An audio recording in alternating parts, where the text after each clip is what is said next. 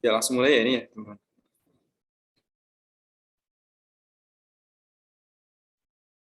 Ya, langsung mulai saja. Assalamualaikum warahmatullahi wabarakatuh. Ya, sebelumnya izinkan kami mempresentasikan hasil dari proyek ujian akhir semester kami, yaitu kelompok 3 yang berjudul penyederhanaan fungsi bool menggunakan metode konsensus mata kuliah aljabar boolean.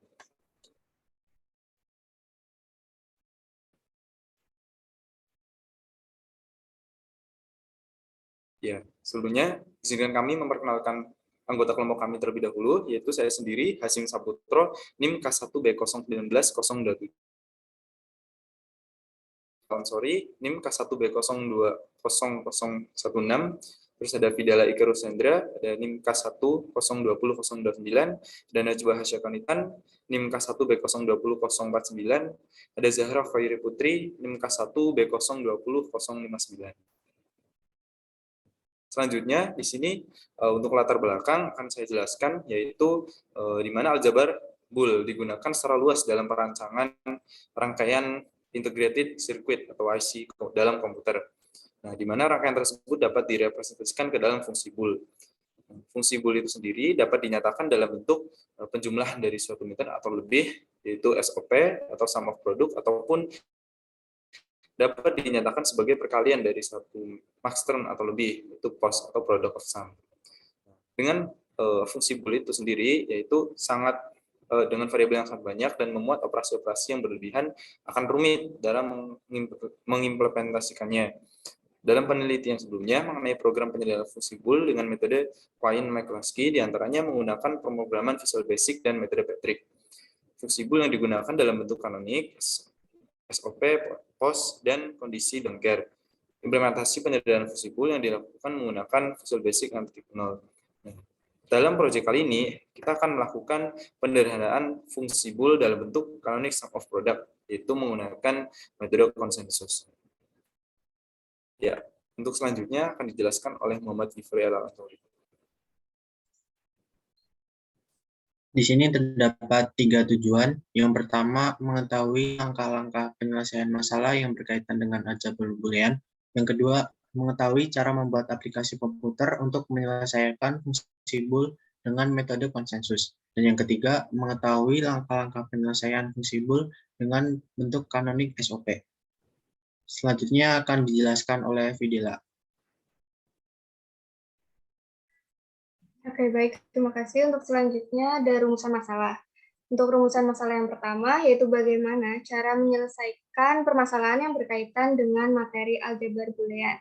Terus yang kedua, bagaimana cara membuat aplikasi komputer berkaitan dengan fungsi bool dengan metode konsensus.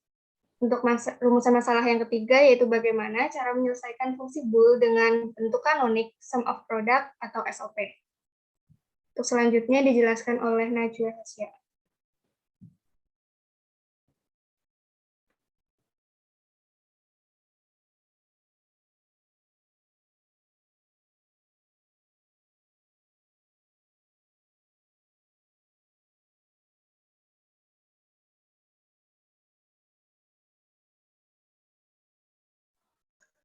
Untuk yang selanjutnya terdapat batasan masalah. Yang pertama, aplikasi penyederhanaan fungsi bool dibuat menggunakan software Visual Basic, dan yang kedua, bentuk baku fungsi boolean yang digunakan adalah sum of product atau SOP. Yang selanjutnya akan dijelaskan oleh Zahra Khairi. Baik, yang selanjutnya terdapat tinjauan pustaka, yaitu aljabar boolean tidak lepas dari fungsi bool. Fungsi bool sendiri terdiri dari 2 jenis, yaitu minterm dan maxterm. Minterm dilambangkan dengan M berindeks dan merupakan perkalian dari variabel, sedangkan maxterm dilambangkan dengan M besar berindeks dan merupakan penjumlahan dari variabel. Fungsi bool sendiri dapat dinyatakan dalam bentuk canonic SOP atau sum of product dan post product of sum. Fungsi bool dapat memuat variabel yang sangat banyak dan operasi-operasi yang berlebihan. Penyederhanaan fungsi bool terdapat beberapa cara, yaitu secara aljabar, keymap, metode tabulasi, maupun metode konsensus. Untuk menyederhanakan fungsi bool dapat juga dengan menggunakan software Java ataupun program C++ untuk POS, Sedangkan untuk SOP dapat menggunakan program Visual Basic. Selain itu, fungsi bool juga dapat dinyatakan dalam non-cap, di mana nilainya tidak akan mempengaruhi hasil output.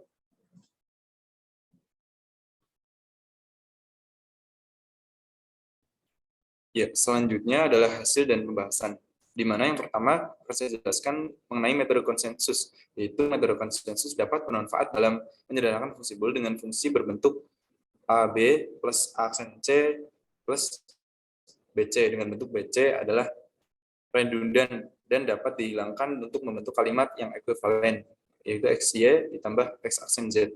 Term yang dihilangkan ditunjuk sebagai term konsensus dengan sepasang teorema di mana sebuah variabel muncul dalam satu term dan komplement variabel tersebut muncul dalam term lain. Maka term konsensus dibentuk dengan mengalihkan dua term asli bersama, misalnya konsensus AB dan A aksen C adalah BC.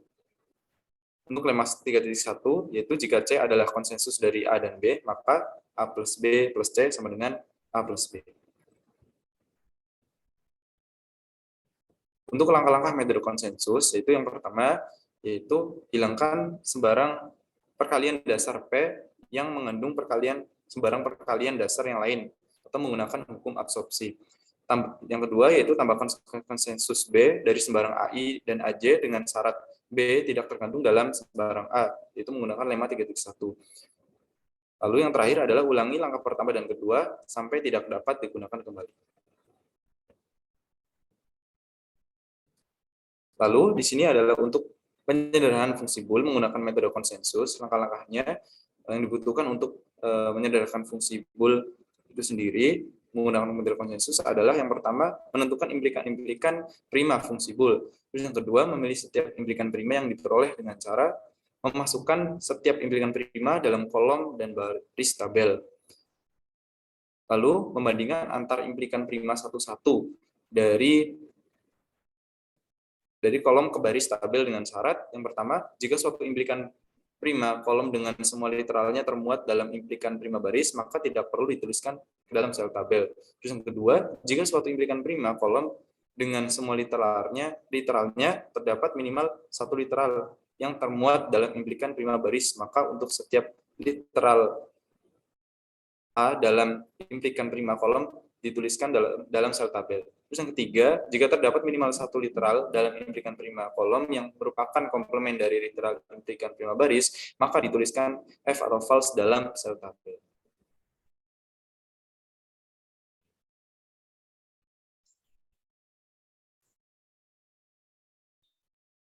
Kemudian selanjutnya, jika terdapat minimal satu kombinasi disjungsi sel dalam setiap baris yang bersifat tautologi, maka baris tersebut merupakan superfluous. Jika tidak terdapat implikan prima yang superfluous, maka implikan prima tersebut merupakan implikan prima sederhana. Kemudian langkah yang ketiga, jika terdapat lebih dari satu implikan prima yang superfluous, maka menggunakan metode Patrick dengan langkah-langkah sebagai berikut. Yang pertama, mengasumsikan implikan prima dalam tabel implikan prima sebagai variabel bool. Next. Yang kedua, memberi nilai setiap variabel 1 bila termasuk dalam tabel dan 0 bila tidak termasuk dalam tabel. Jika suatu implikan prima merupakan superfluous, maka beri nilai dari disjungsi antar implikan prima tersebut dengan setiap pasangan implikan prima yang menyebabkan implikan prima tersebut merupakan superfluous dengan nilai 1. Yang ketiga, menyusun setiap variabel sebagai bentuk perkalian dari variabel-variabel yang bernilai 1. Yang keempat, menyederhanakan persamaan variabel bool menggunakan hukum-hukum yang berlaku dalam aljabar bool. Yang kelima, memilih produk-produk fundamental dari persamaan variabel bool yang memiliki variabel paling sedikit di antara yang lainnya.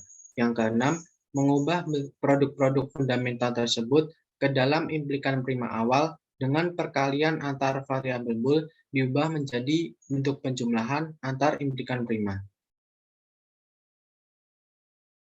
Kemudian terdapat contoh soal diketahui FABC, yaitu ABC ditambah A aksen C aksen, ditambah ABC aksen, ditambah A aksen BC aksen, ditambah A aksen, B aksen, C aksen, ditambah A aksen, B, C aksen. Penyelesaian soal tersebut akan dijelaskan oleh Zahra.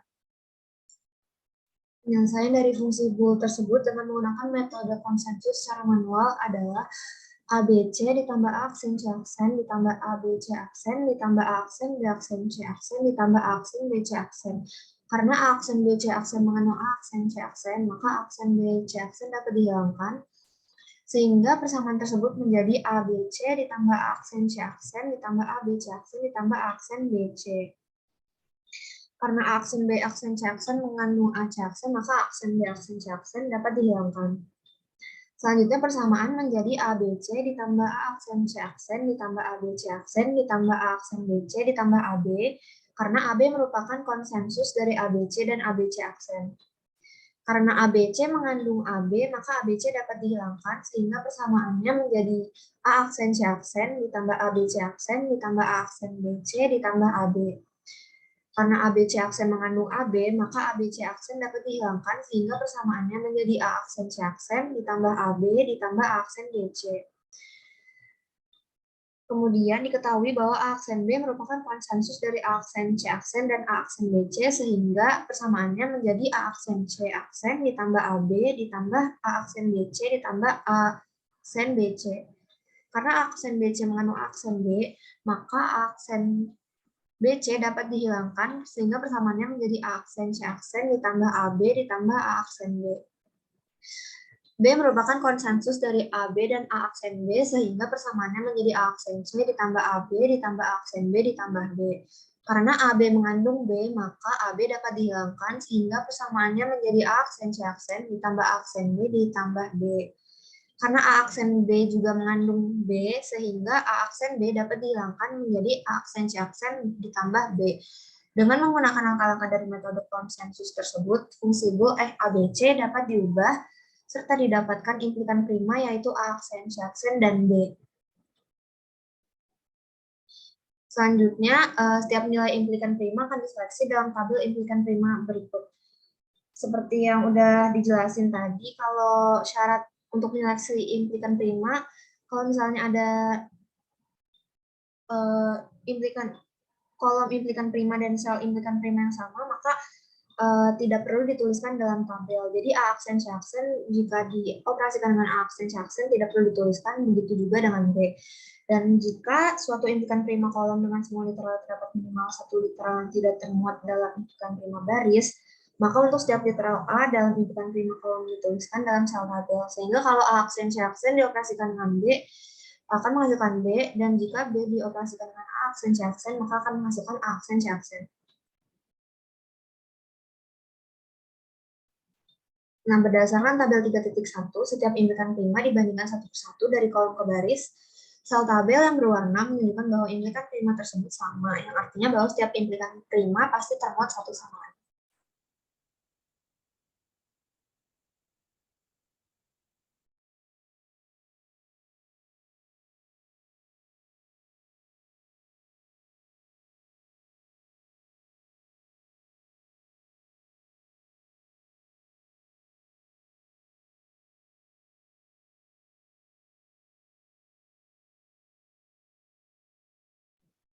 Selanjutnya, misalkan setiap implikan prima dengan variabel bool A dan B, maka akan ditentukan variabel bool yang superfluous seperti pada tabel 3.2.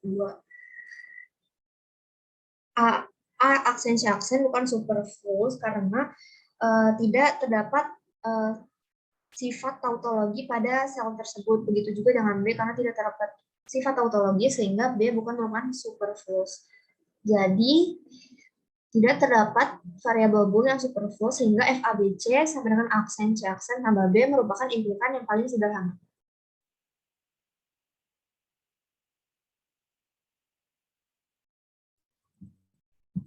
Oke, untuk selanjutnya yaitu hasil pengujian menggunakan program yang dibentuk dari software Visual Basic. Untuk soalnya yaitu seperti fungsi yang di atas tadi, yaitu fungsi boolnya ada ABC ditambah aksen C aksen, ditambah ABC aksen, ditambah aksen BC aksen, ditambah aksen B aksen C aksen, ditambah A aksen BC.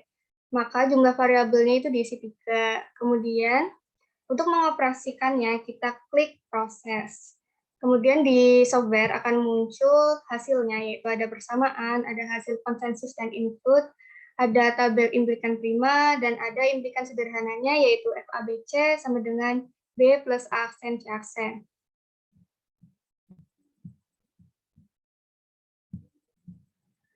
Kemudian untuk soal yang kedua, yaitu FABC sama dengan AB ditambah B aksen D ditambah A aksen BC ditambah AB aksen CD ditambah AC D aksen.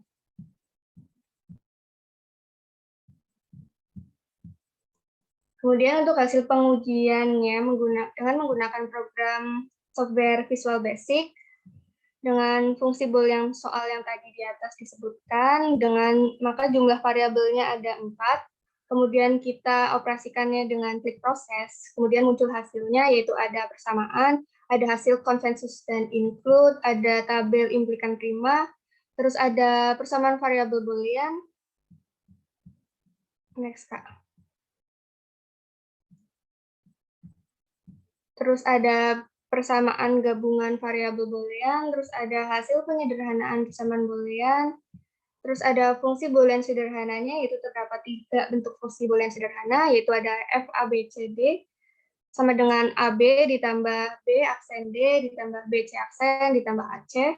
Terus fungsi bool sederhana yang kedua, yaitu ada f, a, b, c, d, sama dengan b aksen d ditambah ad ditambah b, c aksen ditambah ac. Kemudian untuk bentuk fungsi boolean sederhana yang ketiga, yaitu ada f, a, b, c, d, sama dengan b aksen d ditambah b, c aksen ditambah ac ditambah c aksen d. Dan untuk selanjutnya dijelaskan oleh Najwa Hasya. Baik, untuk yang terakhir ada kesimpulan dari presentasi kami pada hari ini. Berdasarkan uraian yang telah disampaikan pada bab-bab sebelumnya, dapat kita simpulkan bahwa fungsi bool terdiri dari minterm dan maxterm. Fungsi ini dapat dinyatakan dalam bentuk kanonik SOP dan POS. Dalam menyelesaikan fungsi ini, kami menggunakan metode konsensus dan diaplikasikan dalam penyederhanaan fungsi bool dalam bentuk SOP. Dalam penjabaran di atas telah dijelaskan secara rinci bagaimana langkah-langkah dalam penyelesaian suatu masalah, sehingga tujuan dari laporan ini tercapai. Demikian presentasi kami pada hari ini.